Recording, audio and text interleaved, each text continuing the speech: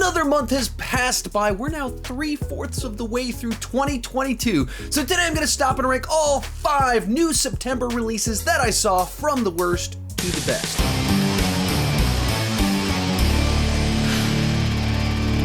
Hi, my name is Sean, and I love to talk about movies and TV way too much. With that in mind, go ahead and join me down below in the comments section. Share your ranking of the September new releases that you saw from the worst to the best. And if I missed a movie that you think I'd like, let me know about it down below in the comments section. Now, this was a bit of an odd month for me when it came to watching new releases because I only saw 5 new releases from the month of September. I missed quite a few movies this month, but in the last week, I actually watched 16 new movies in the theater at Fantastic Fest. It's a genre film festival where they show horror, action, foreign, sci-fi films. So I watched a ton of new movies.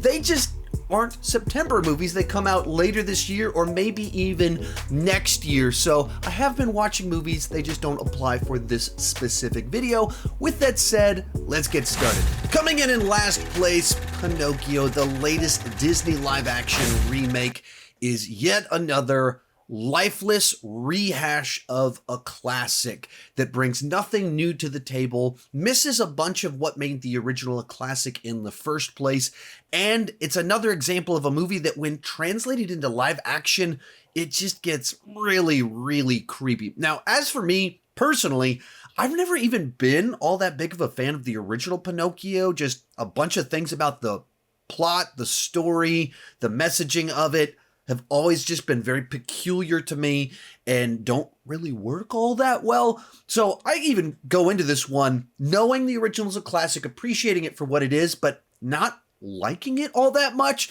And so when you take that and just strip away everything that actually made it a classic, just adapt it into live action, kind of shave off some of the rough edges, and so it just has no bite, I just don't even know why we're doing it. It's a little bit sad when it's Robert Zemeckis, just a director who's directed some of my favorite films of all time, multiple of my favorite films of all time, and then he just is cranking out these movies these days that are just a waste of his talent, and I don't know why he's doing it.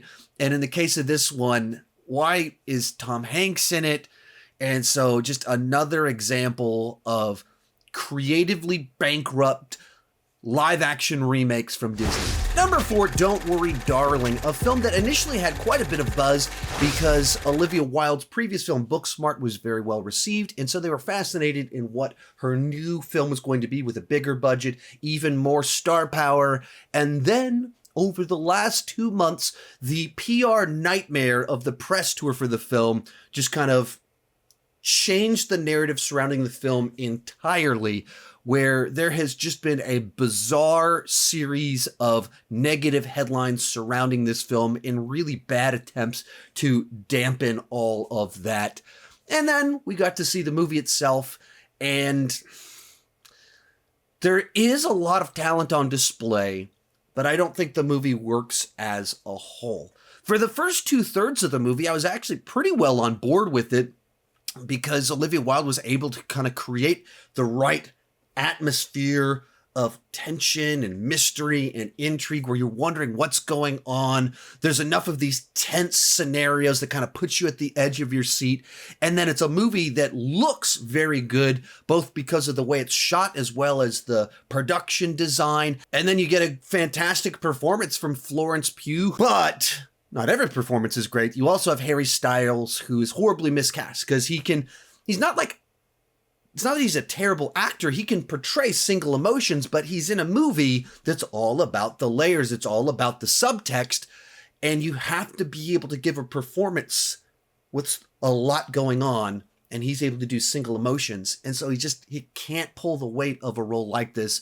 But then most importantly, as you move into the final third of this film, it just falls apart on every level, where the twists, initially it's like, oh, really, that's where we're going? And then it keeps on going down this path where it's like, are you kidding me? That's what this movie is. Totally lost me. And likewise, when it came to the messaging, the themes, what it was trying to communicate, what it was trying to poke fun of, whatever it was trying to do, It was so over the top. And so it's a movie that was really good for 2/3 and then just fell apart in the landing. In third place is Hocus Pocus 2. Now, to be perfectly clear, I'm not a fan of the original Hocus Pocus. I was the target age when it came out back in the early 90s. I saw the trailer and went, that doesn't really interest me. So I never watched it until last October, where I watched it with my daughter, who enjoyed it. But for me, it was like, okay, that's a mid-90s Halloween film. Didn't interest me when I was the target age. Definitely doesn't interest me now that I'm 25 years past the target audience for it. So I went into this one just because I knew my daughter had enjoyed the first one, so I wanted to check out the second one. And I knew other people were interested in my take in it. And I mean, it's fine. It's another one of these movies. It's energetic. It doesn't overstay its welcome. It does a few things to kind of expand the mythology in a few ways and give a bit more backstory. I didn't care about any of the new characters. I don't remember any of the new characters. All of the appeal here is for our returning trio of witches, and they're giving it their all. They're kind of pouring everything they have into these roles that they first started playing nearly 30 years ago. And so it's lively. I can see why people that like the original could enjoy this one. I've seen several of my friends who I guess did grow up with it give it like 5-star reviews, raving about how it's perfect. And I'm like, okay, I never understood the appeal of the original one. I don't really understand the appeal of this one. I didn't hate it. It didn't offend me. It didn't bother me. It's just kind of like a movie that it's just kind of there for me. I did find a little bit odd as you move into the third act where they tried to do kind of this redemptive thing in there that just didn't feel earned or didn't feel like the direction that you really want these characters to be taken. That's not what made them appealing in the first place. But I don't really care. It's just kind of like, okay, we got a new Hocus Pocus movie. I'm not the target audience. My daughter seemed to enjoy it. Our runner-up, Smile. Now, this is a movie where I got to see it at its world premiere at Fantastic Fest. I was the first audience to see this movie, which is just a really cool context to watch a movie. I was standing 10 feet away from where they did like the red carpet little press line where the director and the star walked down after the film. The director and the star came out to do a Q&A.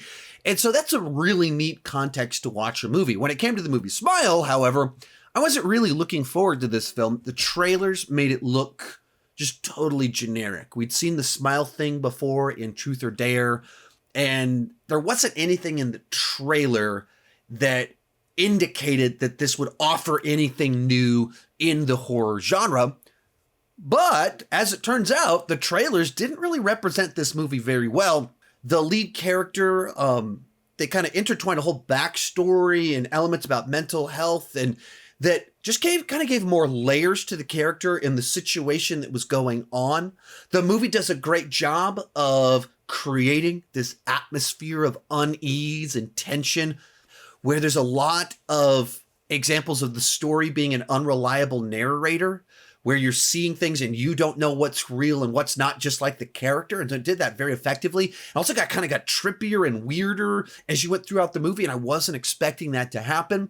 So it was a film that was dramatically better than I expected it to be based off the trailer. There were a lot of things about it that I wasn't crazy about, or, kind of underwhelmed a little bit.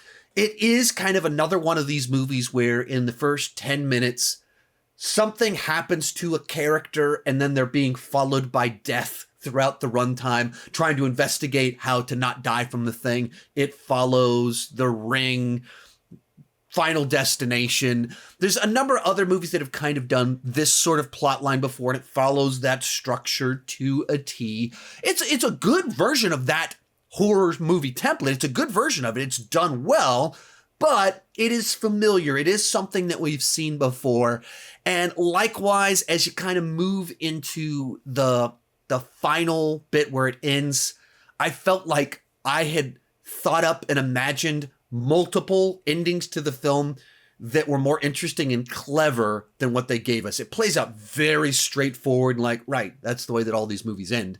But they'd set up all throughout the runtime alternate paths that it could have taken that would have kind of, outsmarted the audience or the characters. All these things they could have done with the rules they established, and then they didn't do any of it. Just plays out very matter of fact, and it's like, oh, that was the least clever version of how this movie could have been. So a movie that was significantly better than I thought it was going to be, while still being a little bit familiar, and I just wish it had picked a different note to end on. But easily coming in first place for me was Barbarian.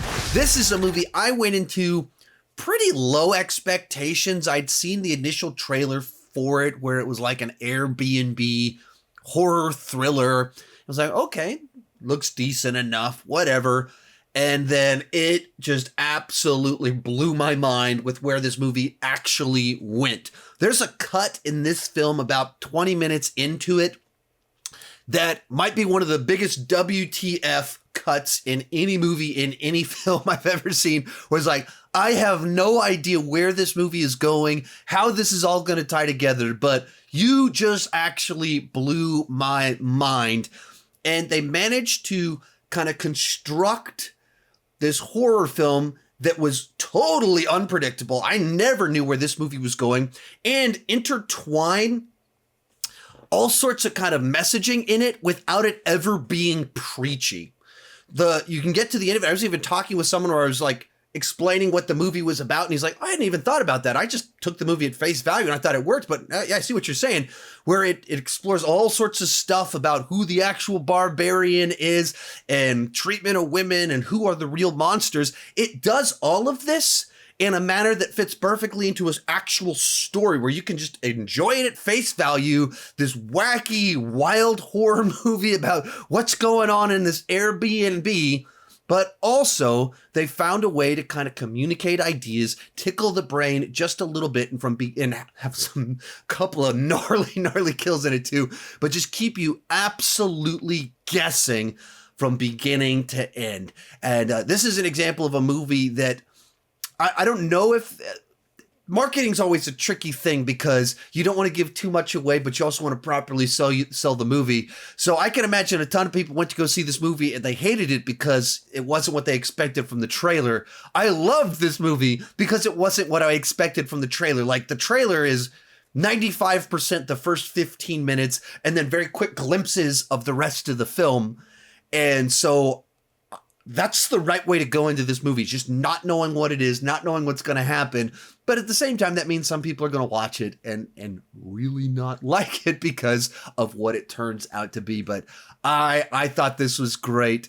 This is turning out to be a fantastic year for horror, with just a bunch of these really unexpected films coming out that are so much better than they originally looked to be. Barbarian is a great example of it. If you like horror films, if you like stuff that's just unpredictable, wild, crazy, and unafraid to get weird in the way that it does stuff, check out the movie Barbarian. So those are the 5 September movies that I saw. Like I said, I missed a lot of September movies. If there's something you think I would like, let me know about it down below in the comments section. Thank you so much for watching, and keep talking movies and TV too much. Bye-bye.